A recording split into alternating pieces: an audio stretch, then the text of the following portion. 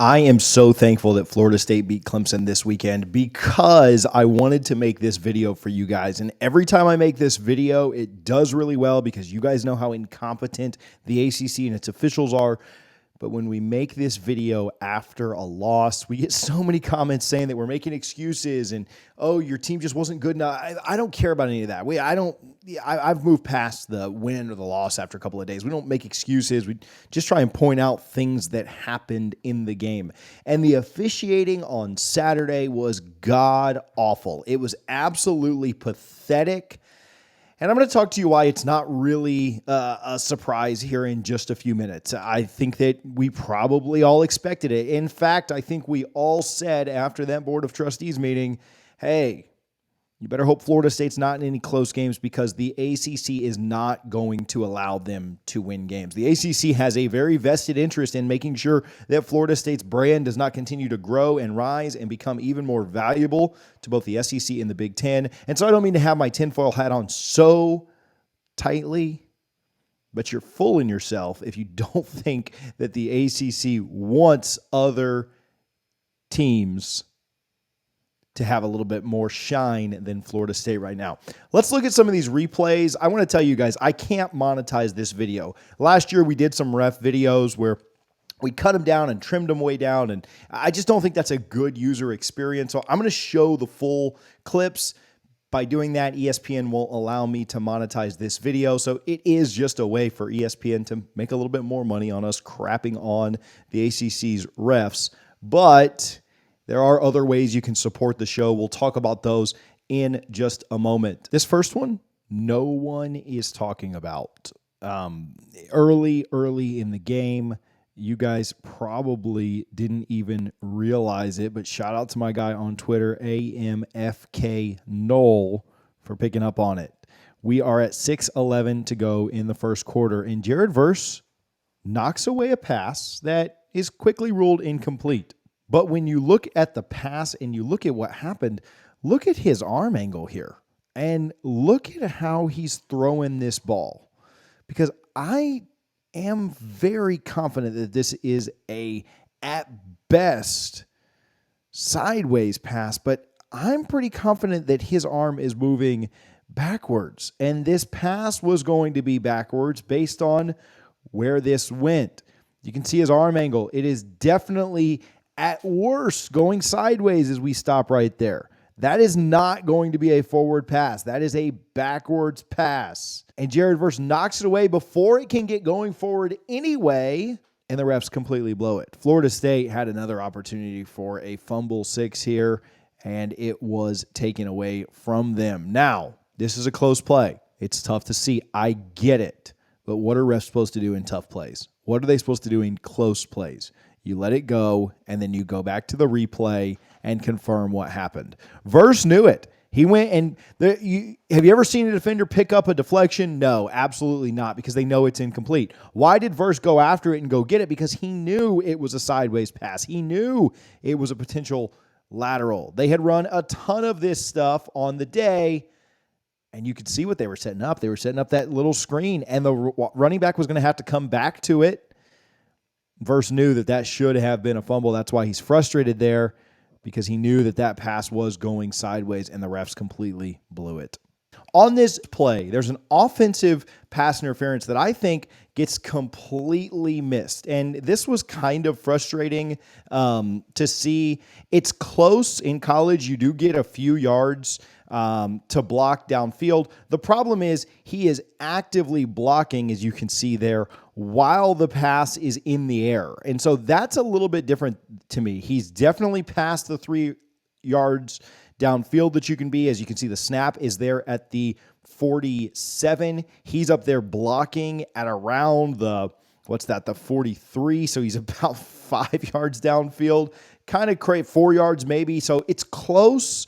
But again, he's blocking while the catch is happening, way too far downfield. That was a big play. Clemson ends up continuing that drive Long drive there by Clemson on a 2nd and 6. Should have backed them up. Should have been 2nd and 16 there.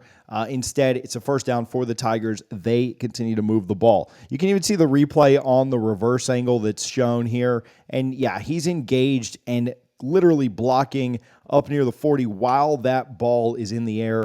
That's just not acceptable. That's got to be picked up. That's got to be caught. I don't know. The umpire is still looking into the backfield, as you can see there. Just frustrating. Missed call leads to a Clemson first down. Obviously, Clemson goes on to score later that drive, but that's not the only help they got on that drive to take a 10-0 lead. Here on 3rd and goal, the Noles red zone defense has been really, really good. Clemson goes ahead and play action here, throws the ball up, and Bethune makes what looks like a pretty good play on this, and we get a penalty call. Dabo celebrates. Tatum not super thrilled. Norvell in shock, looking up at the replay. Tatum doesn't really know what's going on here. They call a holding. They show the reverse angle, and I don't see where there was any kind of an issue there. Yeah, obviously you can't see that backside, so possibly, but look how tall that is. There's no chance that's being caught. I know that uncatchable doesn't really count when it comes to holding or not, but I just think there's a time and a place for a call. Obviously, potential 50-50 call, again, goes Clemson's way. Again, I don't think this was super egregious, but I think you'll notice a theme here. All of the close calls ended up going in Clemson's direction, which is frustrating. Again, reverse angle, Bethune's making a play on that ball. So kind of frustrating to see that. Norvell upset, Bethune upset. They end up scoring because they get the 1st and goal after the Noles, kind of bowed up and got that stop. Okay, we go to almost the end of the first half here. And here's a play that I thought it was interesting. Nothing there in the field of play that I think is a big deal, but I do think it's pretty telling of how even the announcers kind of called for this to have been down to the 12 and very nearly guilty of taunting Kevin Knowles, it seemed. Taunting. And you can see him stand over the Florida State defender and talk his smack, and the refs are right there. I mean, you can see the ref there coming in from the left side. He's watching it happen. Nothing done. No big deal. You're allowed to taunt up there in Clemson. Talk crap in Knowles' face. No big deal. And play moves on.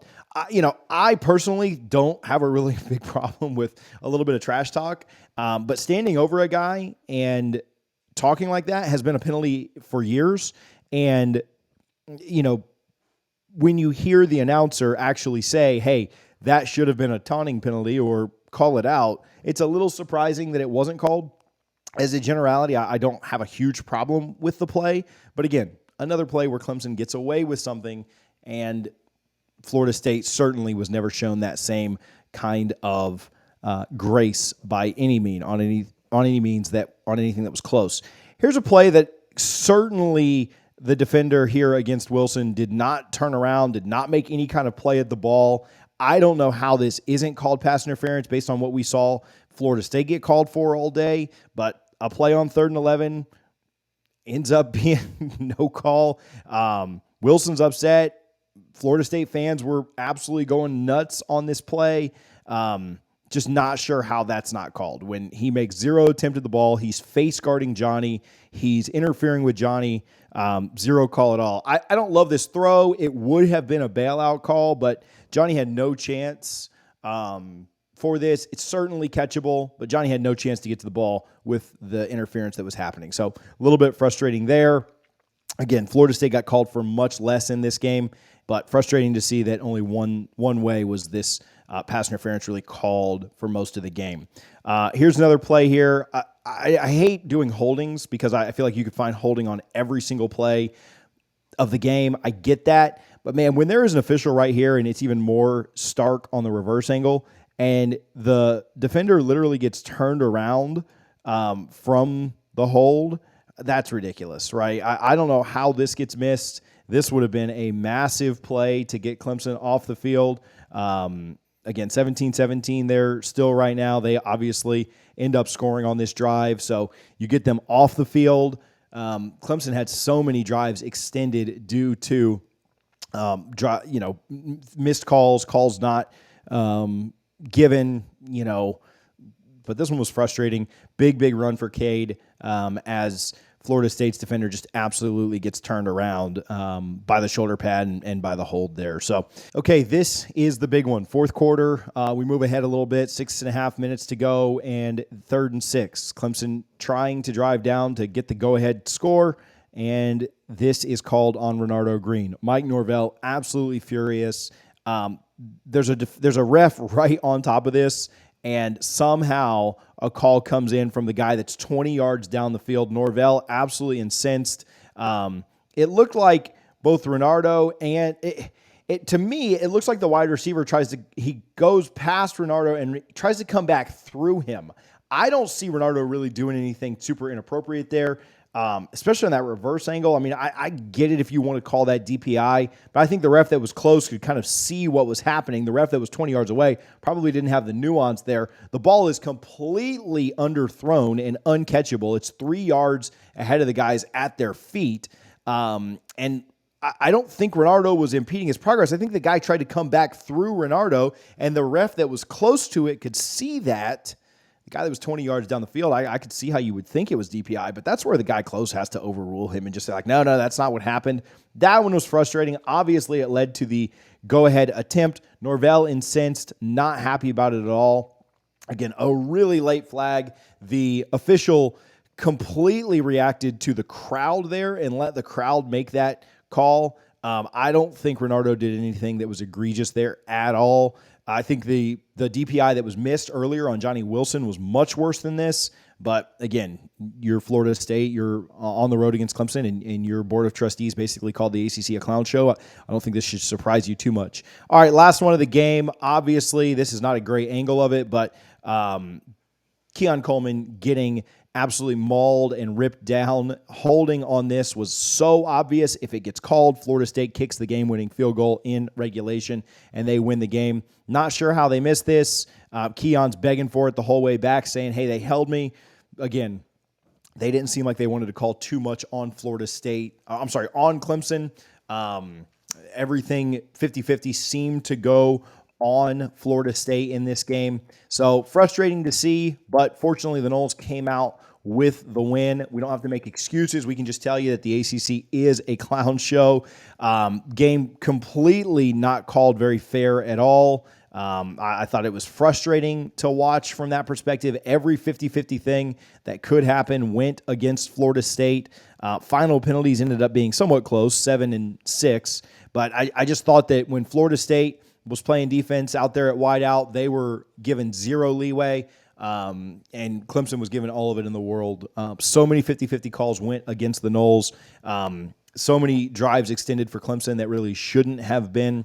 Frustrating to see. Again, if you're Michael Alford, if you're Mike Norvell, you probably knew this was coming this year, and I don't think this will be the last time that you have it happen where the 50-50 balls go against Florida State. You just got to be better. And Florida State found a way to be better on Saturday, and they came out with the win.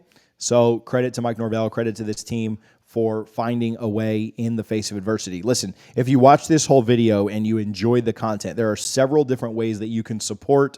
You can sign up to be a member of the channel. You can sign up to be a member of our Patreon, which is patreon.com/DFNS. Again, can't monetize this video. I know it'll get a lot of views, but unfortunately, we can't do anything with that. You can send a super thanks in, which we do get the proceeds from that. If you appreciate the content, you're welcome to hit up our PayPal, Venmo at Double Fries No Slaw. The links are in the description as well. Or you can just share this video with a friend. Put it on your social media. Tag a couple of friends in it. Let's get the views up, or make sure you're subscribed as well. So we'll try and do this throughout the year when we feel like the ACC is putting the screws to FSU.